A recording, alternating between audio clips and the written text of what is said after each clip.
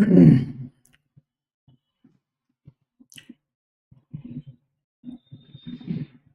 evening, everyone. Let me wait for another 1 to 2 minutes to start our pediatric clinic series. This is basically a clinical one. We are not going to discuss about any theory here. How we are going to apply some clinical aspects in our day-to-day life so that we can identify majority of the serious problems by simple observation, inspection and physical examination. We are living in an era of investigations, but before 2000 or 2010, we don't have much of investigations. We need to rely on our clinical examination skills, but in the past 1 to 2 decades, we lost that aspect of our clinical practice, and this pediatric clinic series is mainly going to concentrate on all those simple clinical examination findings, how they are going to be useful for your future clinical practice. Let us start our session right now. What do you mean by, so the today topic we are going to discuss about regarding two important things in our day-to-day practice. The first one is pallor and the second one is pigmentation. Pigmentation means hyperpigmented knuckles, and what is the importance of this hyperpigmented knuckles? Let's see. So with respect to pallor, what do you mean by pallor basically? We say, what you are looking pale. We used to see some of our friends who look very pale, you look pale. What is the importance of this paleness? Very, very simple. Pallor is nothing but, so our topic of discussion will be two things today. One is pallor, another is our pigmentation. Let's come to pallor. What do you mean by pallor? Look at this. This is my conjunctiva. The conjunctiva is red in color. Why? Because there is a good blood supply to my conjunctiva. The blood supply, the blood capillaries are filled with blood, and the blood contains your hemoglobin or RBC. That is the one which is responsible for your red color. Whenever the blood supply is poor, you become pale, or whenever your RBC is less, you become pale. Why people are looking into conjunctiva in particular? The answer is very simple, because the conjunctiva mainly contain capillaries, so that you can directly visualize the capillaries in the conjunctiva. So that if capillaries in the conjunctiva are red in color, the quality as well as quantity that supplies your capillaries are normal, so that you are not pale. Whenever there is a reduction in blood supply, or whenever there is a reduced hemoglobin, you become pale. This is called pallor. So pallor is nothing but what? Pallor is nothing but reduced pinkishness of your skin and mucous membrane. Initially we see mucous membrane. So what are all the mucous membranes we have? The easily visible mucous membranes are mainly your conjunctiva as well as your tongue, followed by your palms and soles, and followed by your skin. The problem with our Indian ethnic population is, since we are hyperpigmented, we have more melanin, the chance of looking or detecting pallor by visualizing the skin is less when compared to detecting the pallor by looking into the mucous membranes of conjunctiva as well as your tongue. So as I discussed already, pallor means reduced pinkishness of the skin as well as the mucous membrane. It can be of two things. One is quantity, another is quality. Quantity is reduced blood supply and quality is reduced hemoglobin, nothing but reduced RBC. You are pink in color because your blood supply is good. You are pink in color, your RBC is good and your hemoglobin is good. So basically the pallor can be due to two things. One is pallor due to quantity, that means reduced blood supply. Another is pallor due to quality, that is reduced hemoglobin. That's why whenever we say you have paleness, it doesn't mean that it always indicates that you are anemic. So the word pallor does not indicate that you are always anemic because you have other non-anemic conditions. Pallor due to anemia is, as I told you, quality, and pallor due to non-anemic condition is nothing but quantity. Pallor without anemia. So what does it mean? Pallor doesn't mean that you are anemic. Pallor can also be due to reduced blood supply, which can be due to hypotension, shock. In hypotension and shock, you will have peripheral vasoconstriction, as a result of which poor blood supply leading to paleness. It can also be seen in hypothyroidism, hypopituitarism and hypogonadism. By and all, pallor means anemia, but it doesn't mean that it is that paleness is always due to anemia. Pallor can also be due to other conditions other than anemia, such as one we have discussed here. So for a postgraduate or for an undergraduate, the things are very simple. For you, pallor means anemia, but also think in terms of other conditions such as shock, which can cause peripheral vasoconstriction. Right. Majority of us will look into paleness at the mucous membrane of the conjunctiva because where your blood capillaries are easily visible. Look at the one on the right side, that is my eyes. Look at this, you have a palpebral rim, you have a rim of conjunctiva, you have, this is palpebral side, and one on the posterior one is called bulbar side. So you have an anterior rim and a posterior rim.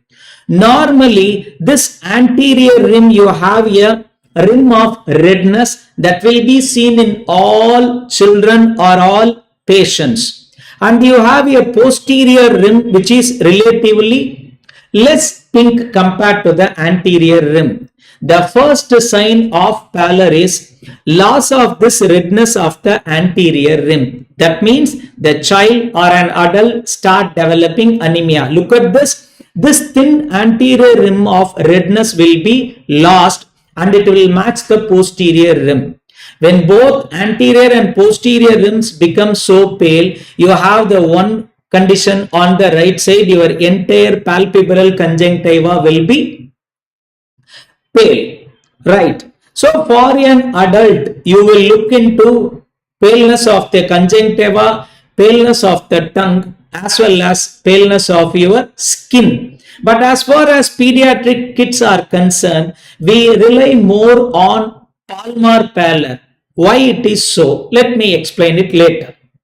So look at this, based on whether you have conjunctival pallor, Palmar pallor or skin pallor, your anemia can be differentiated into three things: mild anemia, moderate anemia and severe anemia. Whenever you have pale conjunctiva and pale tongue, you are said to have a mild anemia. Whenever pallor involves your skin, you are said to have moderate anemia. And whenever paleness involves your palms, it means you are having severe anemia. This is with respect to adult. But as far as a pediatrician is concerned, we often look into the Palmar pallor because it is the easiest thing that we can see.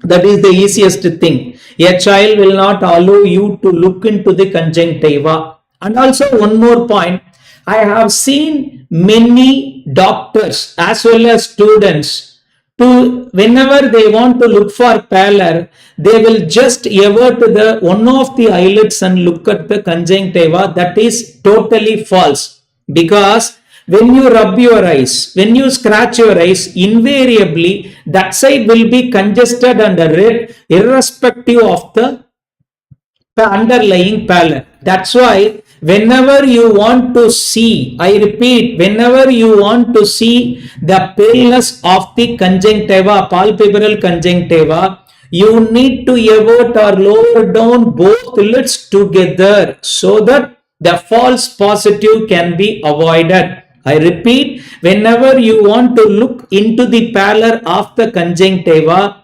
simultaneously avert or lower down both lower eyelids so that false positive can be avoided. Right. So in a pediatric patient, actually we will look into Palmar Pallor because that is the easiest thing that we can do. So whenever we want to look into the Palmar Pallor, we just stretch the hand gently. You are not supposed to stretch or hyperextend the joint, because hyperextensibility can again leads to paleness. So gently hyperextend the hands so that you can look at the palm and see whether there is a Palmar Pallor.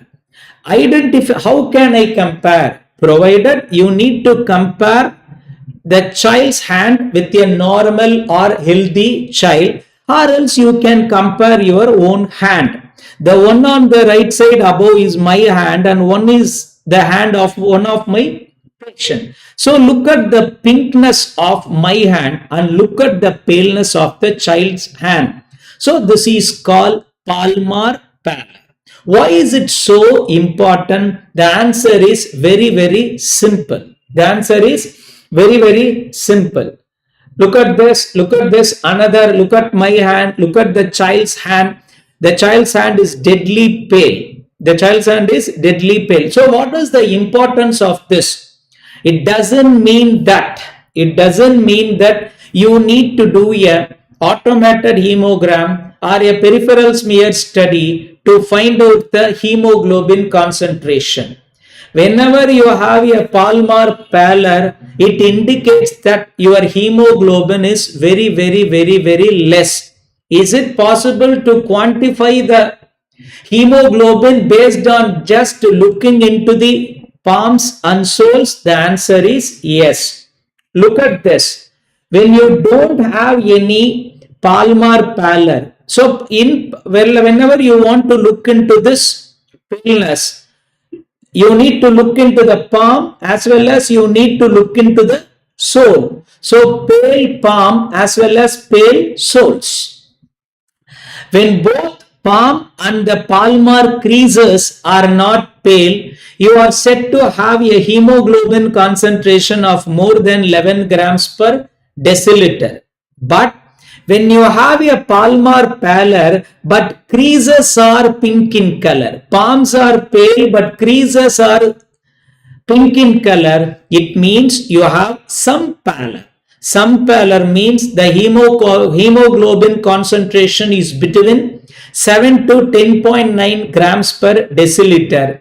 But what do you mean by severe pallor? Severe pallor means you have paleness of the palm as well as paleness of the palmar creases.